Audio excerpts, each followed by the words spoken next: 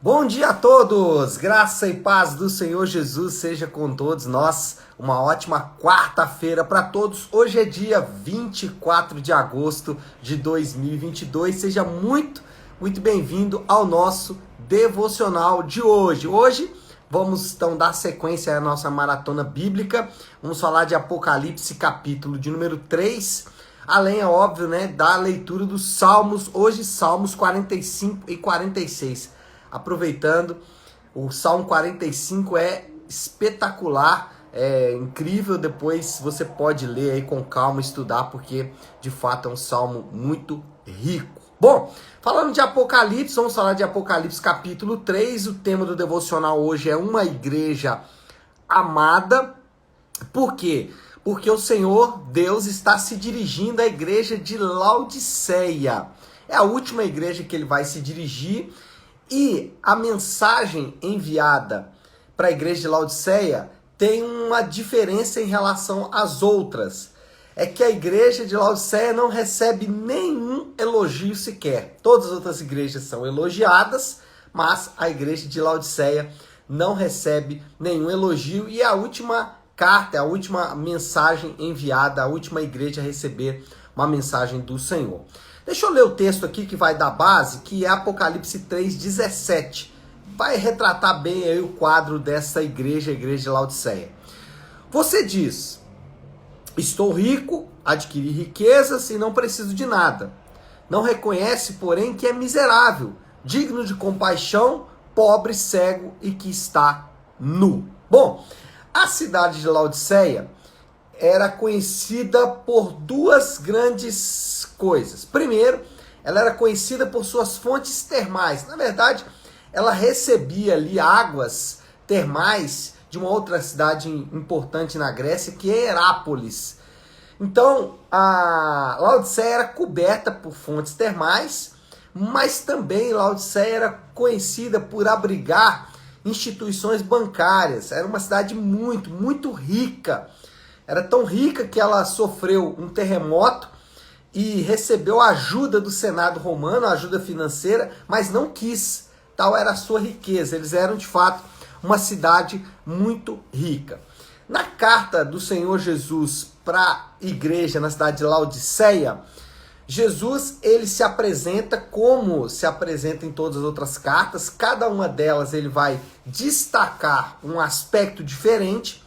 No caso da carta à igreja de Laodiceia, o aspecto destacado é a divindade e a soberania do Senhor Jesus. Olha aí o versículo 14. Ao anjo da igreja em Laodiceia, escreva: essas são as palavras do Amém, a testemunha fiel e verdadeira, o soberano da criação de Deus. Então, ele já começa destacando a sua soberania e mais, ele começa a destacar a sua divindade. Ele fala: eu sou, né? Ou esse é o Amém, aquele que dá a última palavra. Enfim, o ponto central aqui é que Jesus se apresenta para esta igreja como o soberano, como o criador, como o ser divino. E isso é importante porque traz um peso de autoridade para aquele povo, para aquela cidade. Mas depois, Jesus, como disse, ele não faz qualquer tipo de elogio à igreja, ele fez para todas as outras igrejas, mas o Senhor já começa de imediato chamar a atenção da igreja em Laodiceia. E ele diz assim no versículo 15 e 16. Inclusive, muitos dos textos que a gente vai ler aqui são bem conhecidos aí, né? A turma conhece normalmente esses textos. Esse é um desses bem conhecido, que é o 15 e 16, né? Conheço as tuas obras e sei que você não é frio nem quente. Melhor que fosse frio ou quente. Assim, porque você é morno, não é frio nem quente, estou a ponto de vomitá-lo da minha boca. Então, aqui o Senhor Jesus está atacando o fato de que essa era uma igreja inconstante. E ele usou uma analogia, que é a analogia da água morna, que era uma analogia que eles conheciam. Lembram que era uma cidade de fontes termais? Então eles conheciam exatamente o que era uma água morna ou o que era alguém morno. Ele usou essa analogia para explicar o quanto aquele povo inconstante, quanto aquele povo que não era nem quente nem frio, que era um povo morno, que era um povo que às vezes não ia nem para um lado nem para o outro, ficava ali literalmente no meio da história, né? É engraçado que uma época, uns anos atrás, eu lidei com um rapaz, quando eu era líder de jovens, lidei com um rapaz que ele era exatamente assim, aquela coisa que não vai nem para frente nem para trás, e de fato é muito ruim, tanto para a pessoa, porque ela não avança, ela não progride, ela não consegue nem fazer coisas assim que são importantes para a vida dela mesmo, exatamente por causa da sua inconstância, do fato de que ela não vai e não fica, né? Aquela coisa meio morna ali. Então, essa igreja era assim também, e existe o perigo dos crentes também ficarem assim.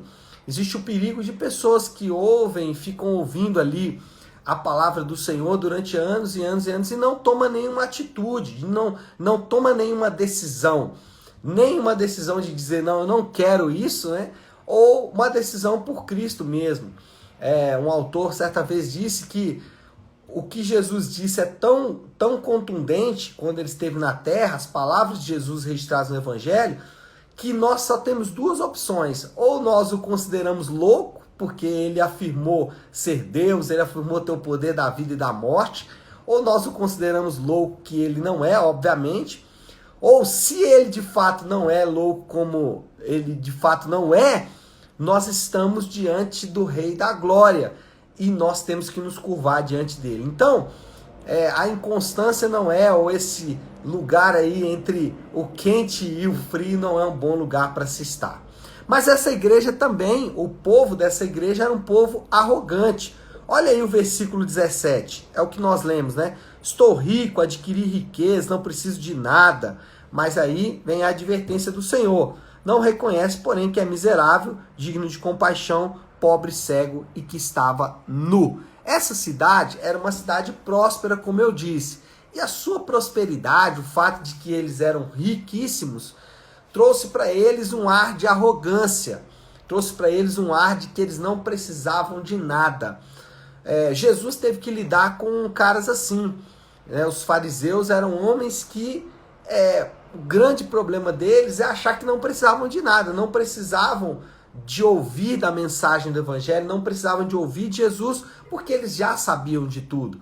E esse, de fato, é um lugar muito perigoso para se estar, um lugar de arrogância, um lugar de achar que não precisa do Senhor, um lugar de achar que não precisa do Evangelho, um lugar de achar que as suas boas obras serão suficientes para salvá-lo, um lugar de achar que você já detém todo o conhecimento e que não precisa de ninguém. Parafraseando aqui, o Senhor, você é pobre, cego e nu. Quem pensa assim, né?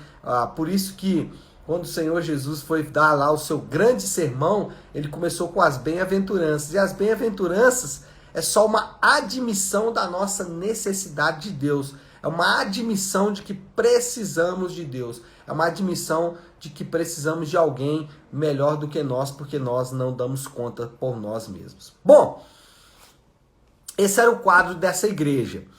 Mas temos coisas boas em relação a essa igreja. Primeira coisa é que Deus não abandonou essa igreja. Uma igreja inconstante, uma igreja que não ia, não ficava, uma igreja arrogante, que achava que já tinha tudo, que não precisava de nada, uma igreja orgulhosa, uma igreja que se colocou em uma condição de soberania e governo, né? E aí o Senhor Jesus precisa lembrar deles que ele é o soberano. Essa igreja não foi abandonada pelo Senhor. Olha o que o Senhor diz para ela no versículo 18 e 19. Dou esse conselho: compre de mim ouro refinado no fogo, e você se tornará rico. Compre roupas brancas e vista-se para cobrir a sua vergonhosa nudez. E compre colírio para ungir os teus olhos e poder enxergar. Repreendo e disciplino aqueles que amo. Por isso, seja diligente e arrependa-se. Eis que estou à porta e bato. Se alguém ouvir a minha voz e abrir a porta, entrarei, cearei com ele e ele comigo. Então, a mensagem do Senhor para essa igreja é: olha, vocês são arrogantes, vocês são inconstantes, vocês acham que não precisam de ninguém, são orgulhosos, contudo, eu tenho ainda esperança, eu estou aqui com a minha palavra para vocês ainda. O Senhor ainda estava, ou o Senhor desejava ainda, o Senhor tinha interesse ainda naquela igreja. Deus não abandonou aquela igreja. Ele disse, olha, eu estou à porta e bato. Se alguém abrir, eu cearei com ele. Então o Senhor não abandonou aquele povo. E aí nós aprendemos, e aqui é uma aplicação muito direcionada para nós mesmos. Existe esperança para todos aqueles que buscam o Senhor. Existe esperança para aqueles que de maneira honesta, sincera, ao ouvirem a mensagem de Deus, eles se voltem para Deus. Aqueles que abrir sua porta, o Senhor ceará com eles. O Senhor não vai levar em conta a sua arrogância, o seu orgulho. Pelo contrário, o Senhor vai tratar, como ele mesmo disse aqui, repreende e disciplina aqueles que amam. Então o Senhor vai tratar o orgulho, a arrogância. O Senhor não vai descartar essas pessoas. O Senhor não vai descartar aqueles que o buscam. Então, a grande mensagem aqui que fica para mim e para você é que o Senhor, se o buscarmos, ele deixará encontrar. Se deixarmos que o Senhor toque o nosso coração, ele de fato vai se manifestar. Ele vai se apresentar como um Deus amoroso, como um Deus cuidadoso, como um Deus que se preocupa com nós mesmos. Ele se preocupou com essa igreja, uma igreja arrogante, uma igreja orgulhosa, uma igreja que não achava que não precisava de ninguém, que era morna, não era nem quente nem fria, mas o Senhor estava dizendo para eles, olha, repreendo e disciplino aqueles que amam. Então, existe esperança para aqueles que buscam ao Senhor. E por fim, o que o Senhor fez com todas as igrejas, fez também com a igreja de Laodiceia, que é abençoar o seu povo. Ele está pronto para abençoar o seu povo. Olha aí o versículo 21. Ao vencedor darei o direito de sentar-se comigo no meu trono, assim como também venci e sentei-me com meu Pai em seu trono. É interessante como o Senhor faz aqui uma ligação entre algo que era importante para eles. Eles eram arrogantes, eles queriam os lugares de honra, eles não aceitavam ser ajudados por ninguém.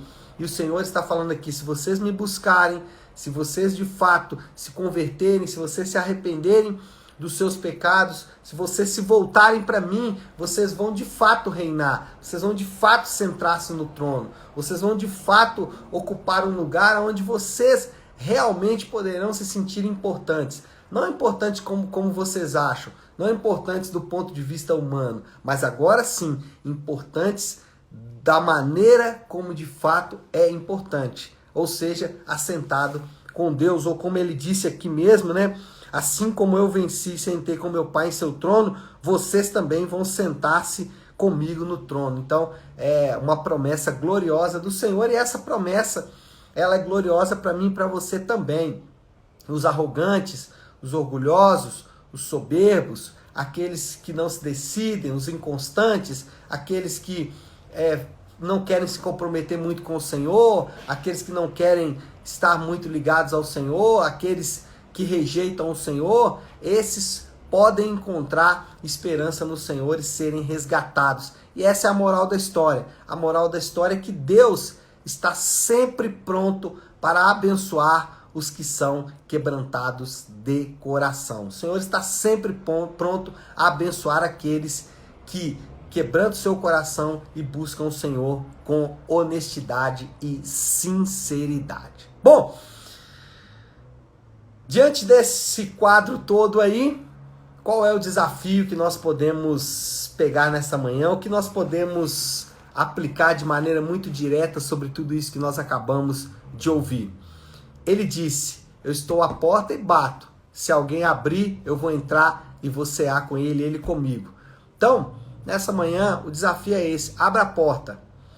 E isso serve para todos. Você que talvez ainda não se decidiu por Cristo, você que está frio, você que está afastado, você que não tem frequentado a igreja, você que está desanimado, você que está cansado, o Senhor está batendo a porta hoje e Ele está dizendo, venha, vamos cear juntos. Ou talvez você que já serve ao Senhor, que já se arrependeu dos seus pecados, mas talvez você entrou aí numa fase de arrogância, de soberba, de achar que não precisa de mais ninguém, de achar que não precisa da igreja, de achar que não precisa da palavra de Deus. Então, nessa manhã, é manhã de conserto, é manhã de abrir a porta e deixar o Senhor entrar e cear com você. Eu sei que não é fácil. Nós, como o povo de Laodiceia, nós somos orgulhosos. Nós achamos que não precisamos de mais nada. E a advertência do Senhor é exatamente essa. Você é pobre, cego e nu, nem sabe que está precisando da bênção de Deus. Tá certo? Vamos orar? Se você puder, então, pare aí um instante o que você está fazendo. Vamos juntos buscar a Deus em oração, orando por tudo isso que nós falamos aqui nesta manhã. Querido Deus, Pai de graça, Deus de amor e misericórdia, diante do Senhor, nosso Pai querido, que nós nos colocamos nessa manhã, é diante do Senhor que nós nos apresentamos e é diante do Senhor que nós pedimos que o Senhor perdoe a nossa arrogância, a nossa soberba, o nosso orgulho de achar, Pai, que não precisamos mais. Perdoa a nossa indecisão, a nossa inconstância, o fato, Pai, de que nós, por muitas vezes, não nos decidimos, ficamos ali, Senhor Deus, esperando que as coisas vão acontecer. O teu chamado para nós nessa manhã é tão sério, Pai. É o chamado daquele que está à porta e bate. E aqueles que o ouvirem, aqueles que derem ouvidos ao seu chamado, serão então alcançados pela tua graça e a tua misericórdia. E essa é a nossa oração. Eu oro para que os corações sejam abertos, a começar de mim mesmo, para ouvir essa advertência, receber essa advertência e ser transformado. Eu oro assim e o faço em nome de Jesus. Amém, amém e amém. Amém, meu povo? Bom, então é isso. Nós vamos ficando por aqui. Que Deus te abençoe. Uma excelente quarta-feira para todos. Fiquem com Deus.